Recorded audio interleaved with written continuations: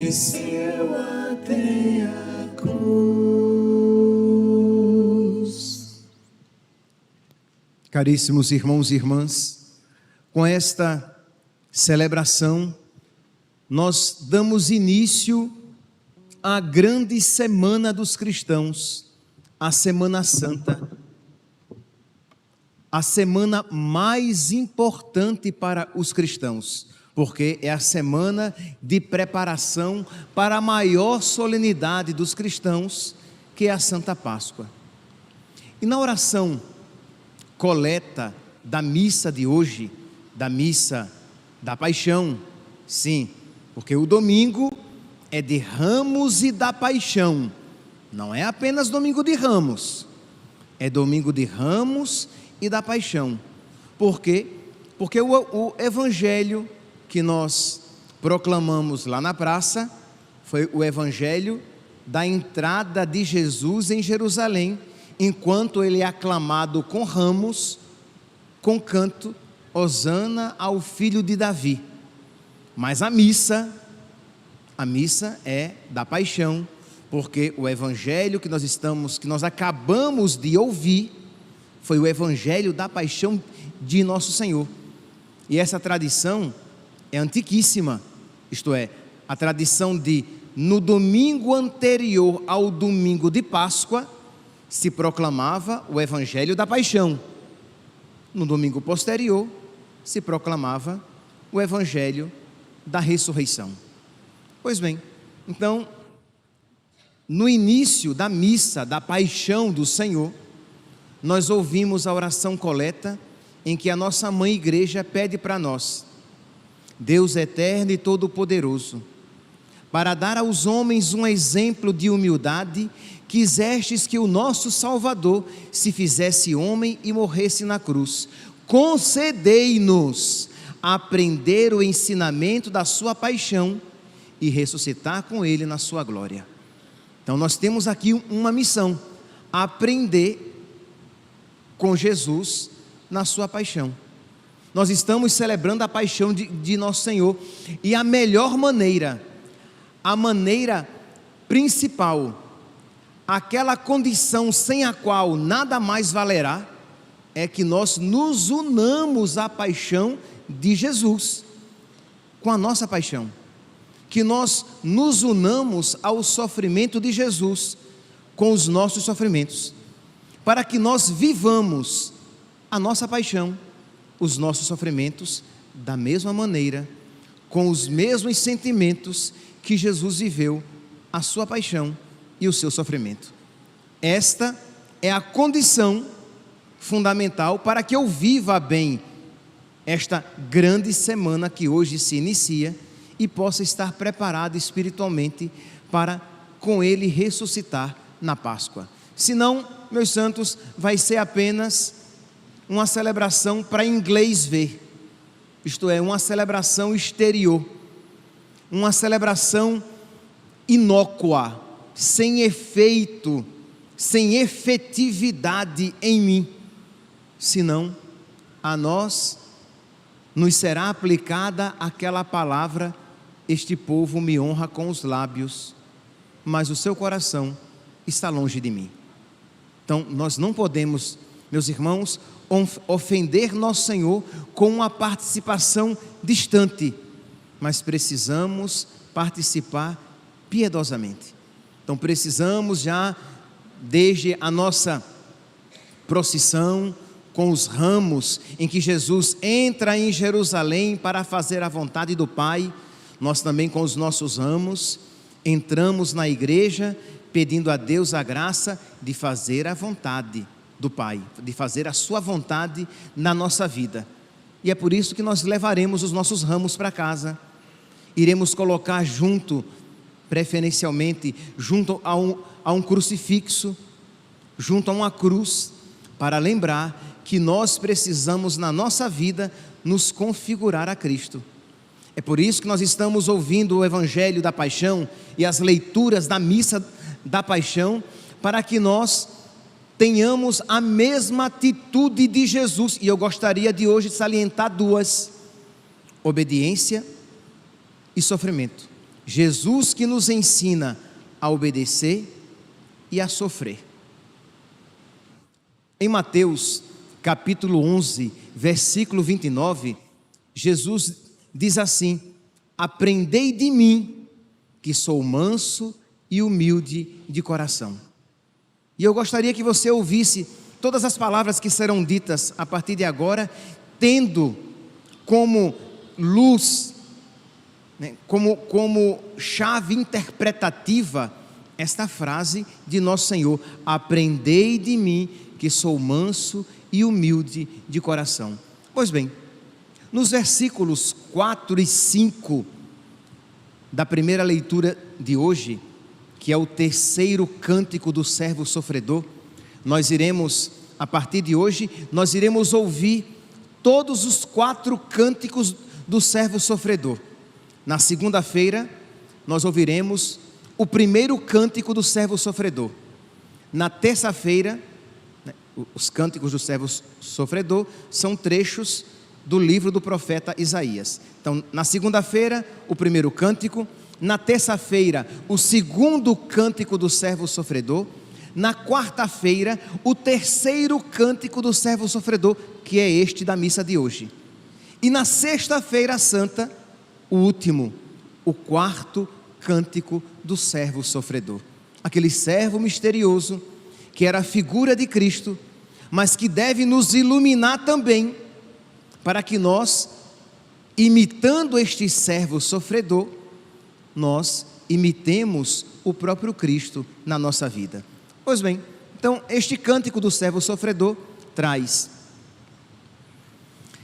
Isaías capítulo 50, versículo 4 e seguintes: ele me desperta a cada manhã e me excita o ouvido. É o servo dizendo que Deus o desperta a cada dia e o excita o ouvido, para que ele preste atenção como um discípulo.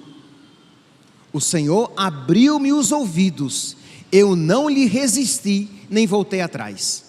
Então este servo sofredor, ele era obediente, ele tinha os ouvidos atentos ao seu Senhor, como o discípulo tem os ouvidos atentos ao seu mestre, e ele ouvia e praticava, ele não resistia. Diz aqui que ele não lhe resisti, nem voltei atrás. Jesus, meus irmãos, vive profundamente aquilo que foi cantado e contado a respeito do servo sofredor. Jesus realiza plenamente, ele não resistiu à vontade do Pai, ele não voltou atrás, muito pelo contrário, ele ofereceu as costas para me baterem e as faces para me arrancarem a barba, não desviei o rosto de bofetões e cusparadas. Isto é, ele aceitou obedecer a Deus, mesmo sabendo que a obediência a Deus lhe custaria o sofrimento.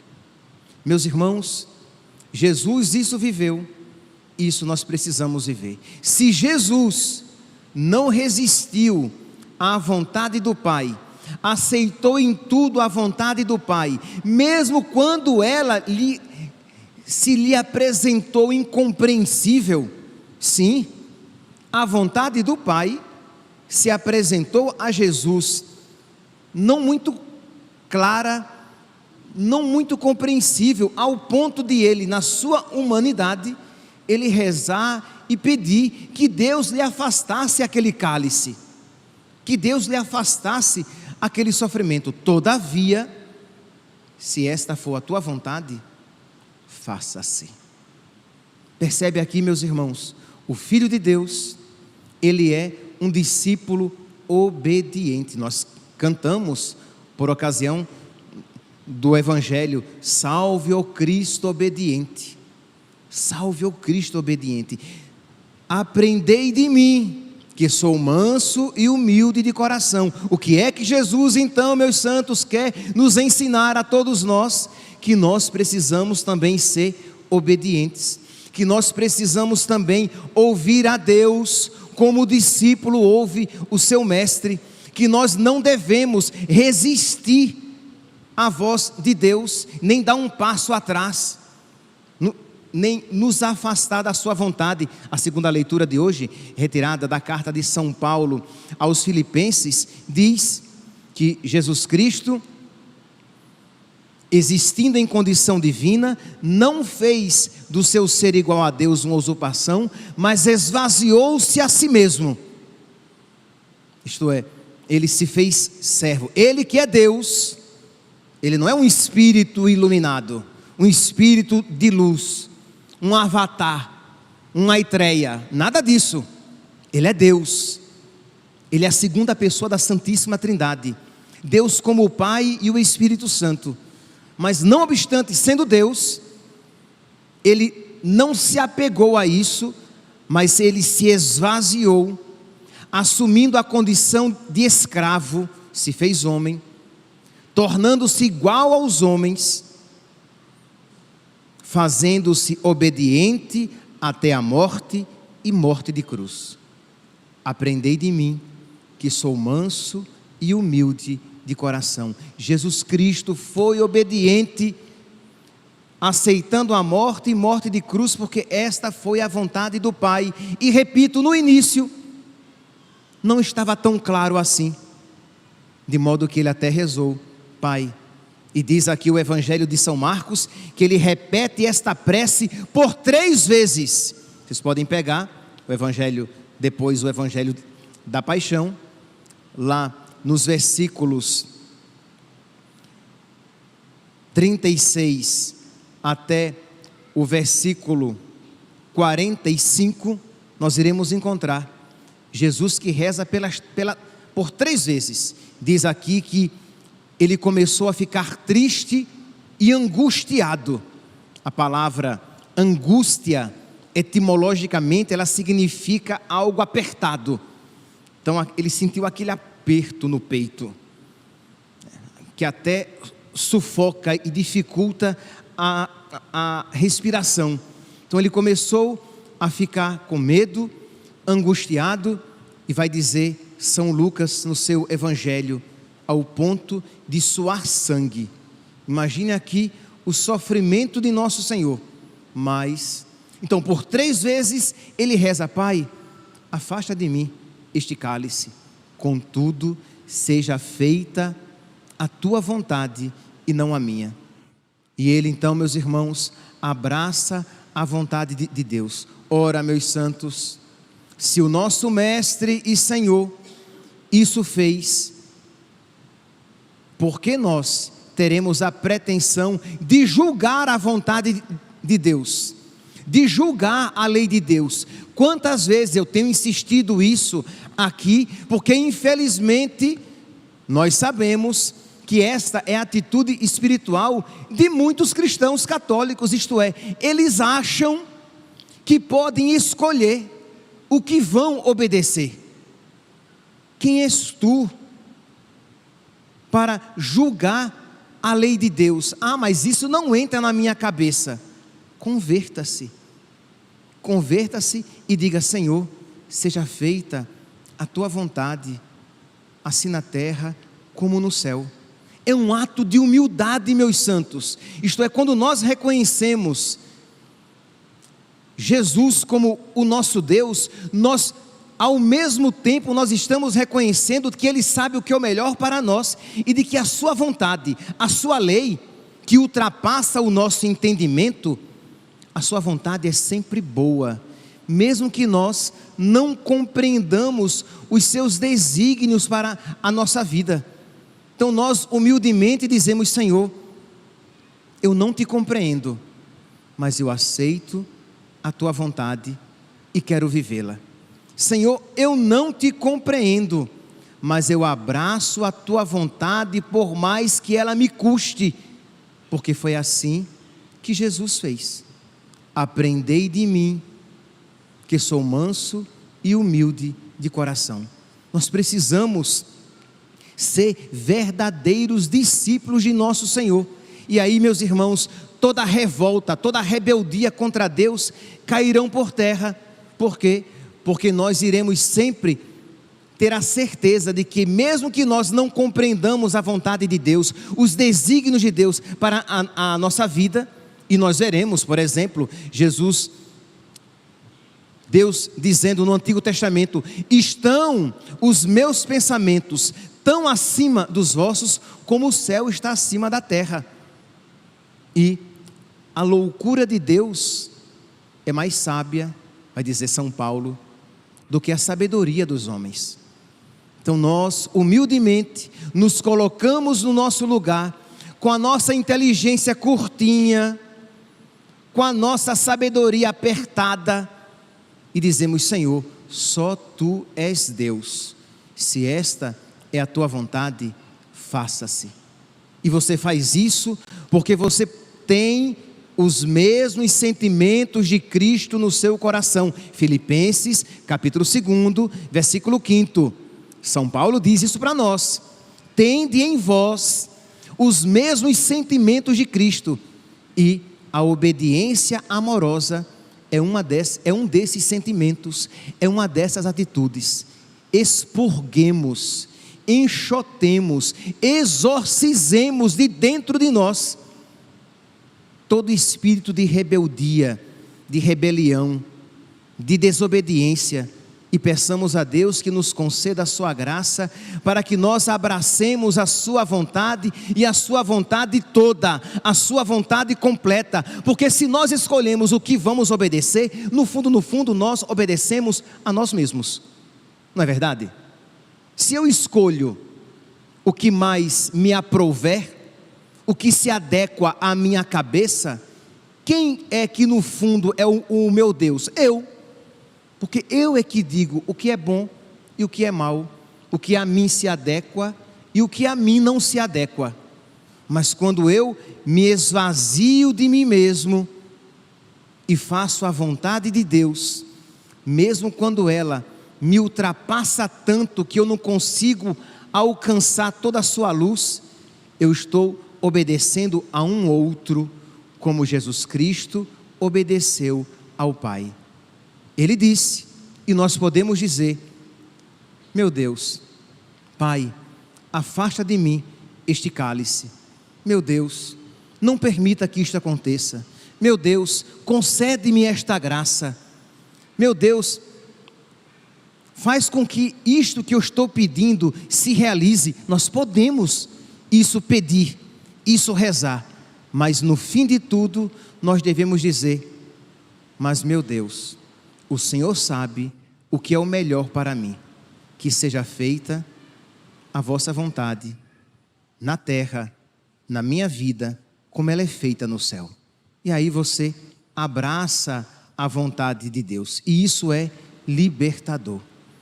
Aprendei de mim, que sou manso e humilde de coração. E é isso, meus santos, que nós queremos aprender. É isso também que nós queremos aprender, porque senão, como é que nós estamos celebrando a paixão de nosso Senhor, mas nós não queremos repetir em nós aquilo que Jesus Cristo viveu na sua paixão? Então será uma celebração meramente exterior, não será uma celebração em que eu vivo plenamente, profundamente aquilo que Jesus Cristo viveu na minha vida. Pois bem, este é o primeiro ensinamento. Este é o primeiro ensinamento, isto é, aprender a como Jesus, a maneira de Jesus obedecer. Mas, meus irmãos, nós temos um outro ensinamento para colocar em prática também na nossa vida, que é aprender a sofrer como Jesus. Meus irmãos, quando nós olhamos para a paixão, quando nós contemplamos a paixão de nosso Senhor, nós vemos o quê? Nós vemos primeiramente um crime horroroso, isto é, o amor se fez carne e nós o matamos. Deus se fez homem, o Filho de Deus veio para morar conosco, para nos salvar. E como é que nós retribuímos? Matando-lhe. Foi isso o que nós fizemos Foi isso o que os nossos pecados fizeram a nosso Senhor. Pois bem, mas nós temos que dar um passo além.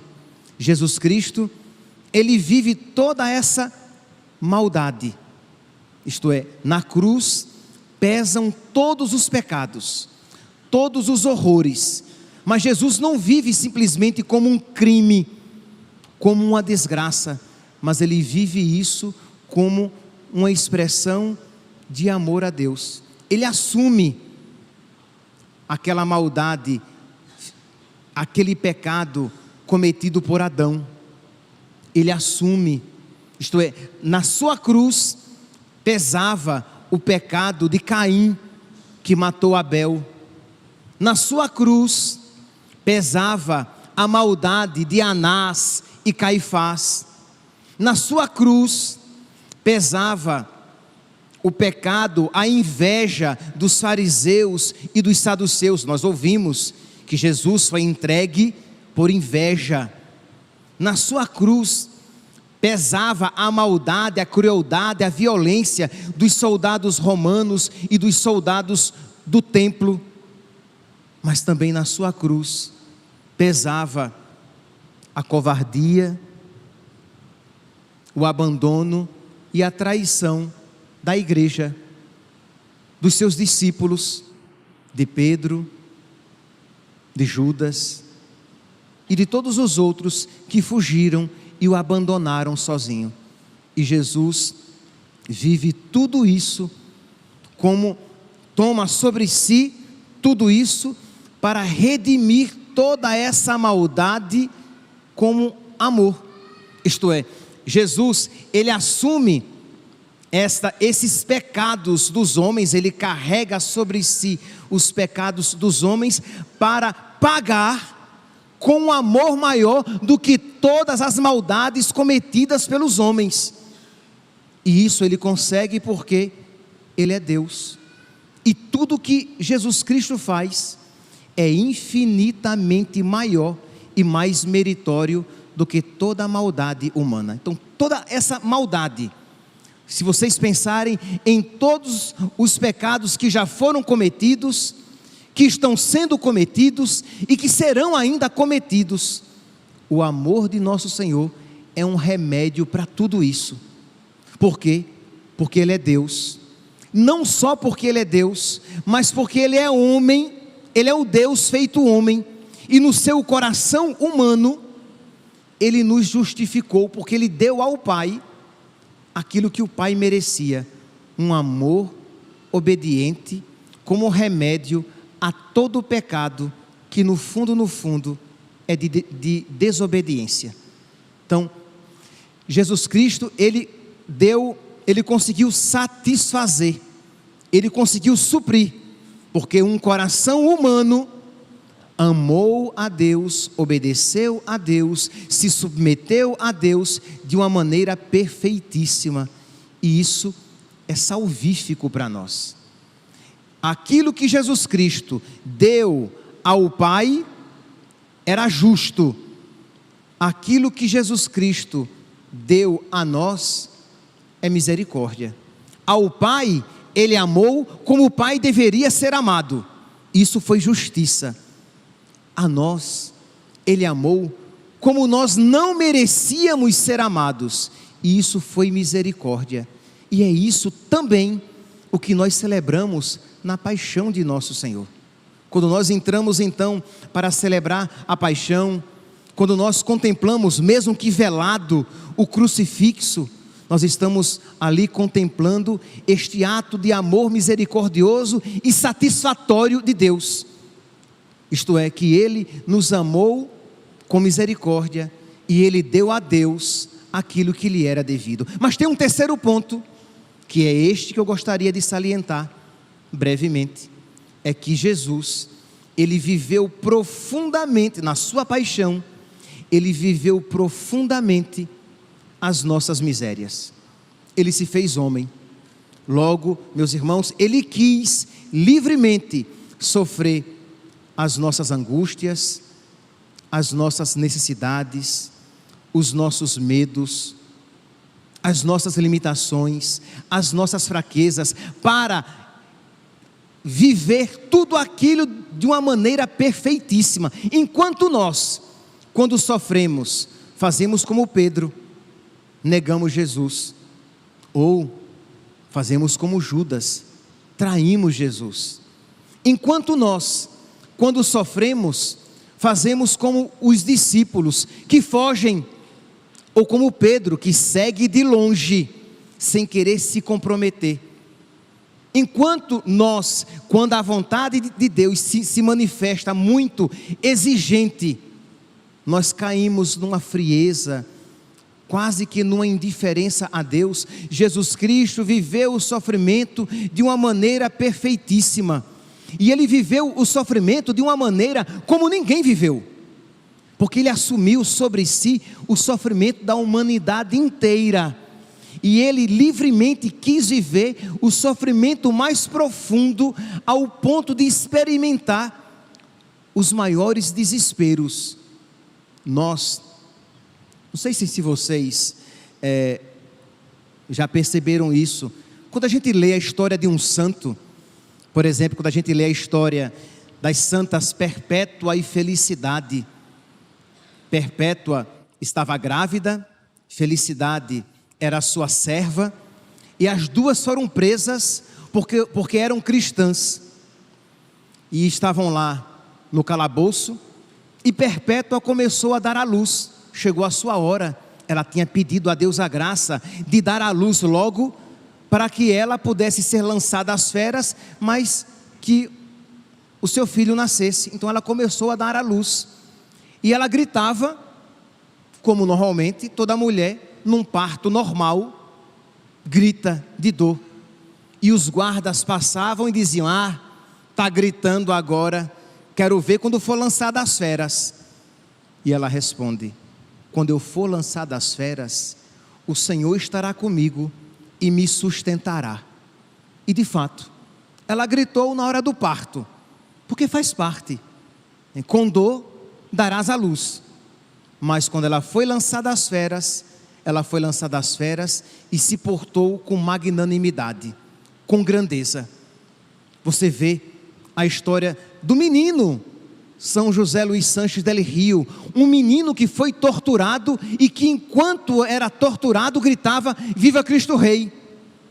Você vai ver Santa Inês, uma mocinha que diz que tinha os braços tão finos que nem as argolas que a prendiam conseguiam de fato prendê-la, porque ela conseguia tirar a mão, de tão pequenininha que era a sua mão. Mas ela se entregou à morte com grandeza, com decisão, com valentia. E você olha para Jesus e Ele está chorando, Ele está suando sangue. Você se pergunta: mas como? Como é que eles sofreram de uma maneira tão valente, e Jesus sofreu de uma maneira tão desconcertante? Porque Jesus assumiu toda a fraqueza para que nós pudéssemos sofrer com valentia. Jesus assumiu toda a nossa miséria e pobreza. Ele se esvaziou de tal maneira para que nós não estejamos vazios nos nossos sofrimentos. Então Jesus sofreu de uma maneira única. Jesus sofreu como ninguém sofre.